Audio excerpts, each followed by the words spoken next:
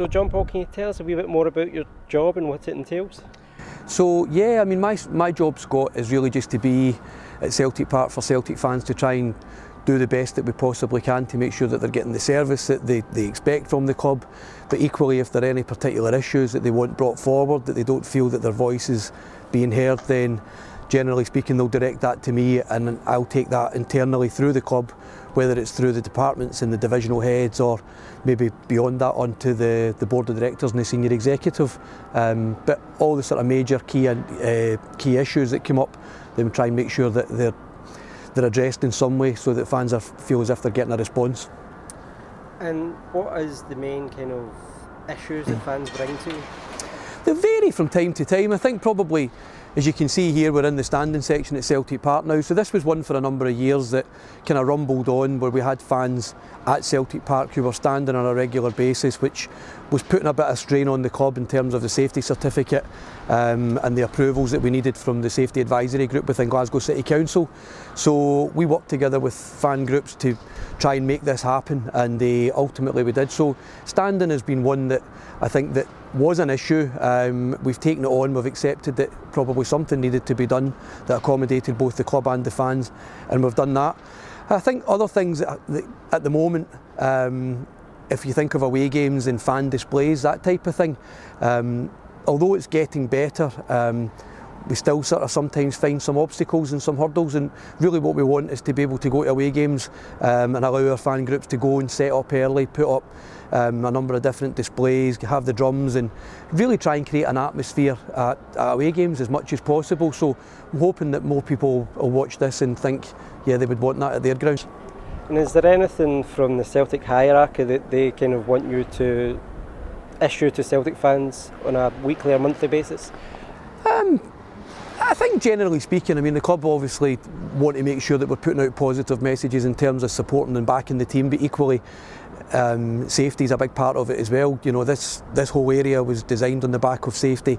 I know that like pyrotechnics and stuff is an issue within the game at the moment. Not that bad for us really, but equally we've always kind of got that message to get out there every week. I know that people have got different views as to, you know, whether or not pyros should be in or shouldn't be in the game, but as it stands at the moment, you know, they're a breach of the ground regulations, they're against the law, so we've got to be continuing getting to that message out to ask fans not to bring pyros to matches. But generally speaking, it's just about common sense and asking, you know, fans to come along, enjoy the matches, whether they're at home or away, and support the team. And how's the relationship between the fans and, say, the board? Is that closer now than it has been like 4 years ago before you joined? That's a good point. You probably need to ask a lot of fans, but I think probably I would like to think that it is. I think most of these things are kind of results driven, to be honest with you. So from that perspective, last year there was a bit of unease because the football wasn't so great. We'd lost the semi-final of the Scottish Cup, but as you see in the summer, things changed a bit. You know, brought in the new manager. Brendan's done fantastic. The football's great. He's made some signings that have been playing every week. They've made a difference to the team. So it feels as if everybody's on, you know, pulling in the right direction at the moment. It feels as if there's a lot of harmony between the fans and the club generally. So yeah, I would say it's probably made my job a wee bit easier this season anyway, that's for sure. And if you type in on Google Celtic Supporters Liaison Officer, one story comes up about the fan, poor hygiene in the letter. Was that misconstrued by the mainstream media? To say the least.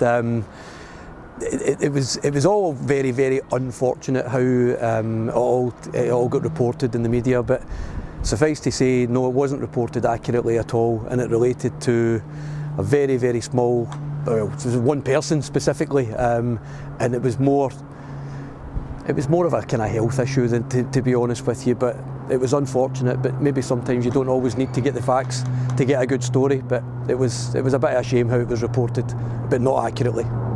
This safe standing area at Celtic Park's amazing for just with nobody in it. So has it been a success, do you feel, for this year? Oh, it's been our own success. I mean, we opened the section against Wolfsburg at the start of the season for the pre-season friendly, and just ever since the atmosphere at the game has completely changed from what it has been over the last however many years, to be honest with you.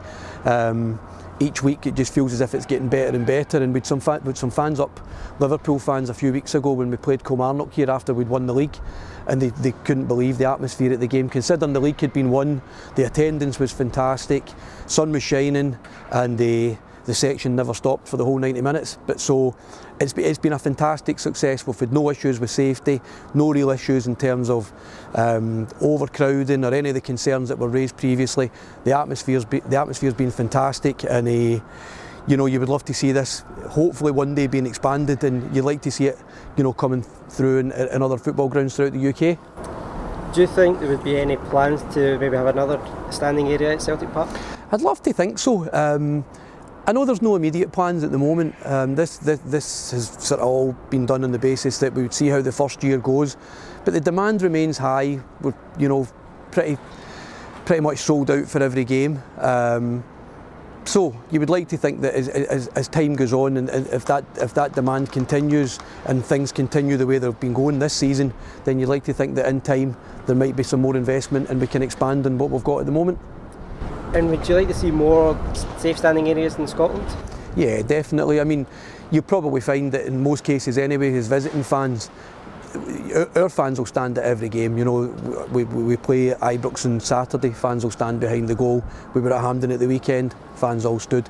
So I think that, you know, you tend to accept now that fans will stand at away games. So it would be good for home fans and away fans to get that opportunity. But I just think that it adds to the atmosphere, to be honest with you. I think it makes a huge difference, and I do think that within time we will see a reintroduction of standing more generally. And as a Celtic fan, how good has this season been? It's been great. It's not finished yet, obviously, but you'd like to think that we could continue. I hope that we can continue and go unbeaten throughout the season. But ultimately, the key aim now is the Scottish Cup and Scottish Cup final, and it obviously won't be easy. But I'd like to, hopefully we can overcome Aberdeen. I was here the last time we did the treble under Martin. It was a fantastic season. If we can go unbeaten till the end and beat Aberdeen in the cup final, that would eclipse it, I think. But no matter what, it's been a fantastic season. Fantastic.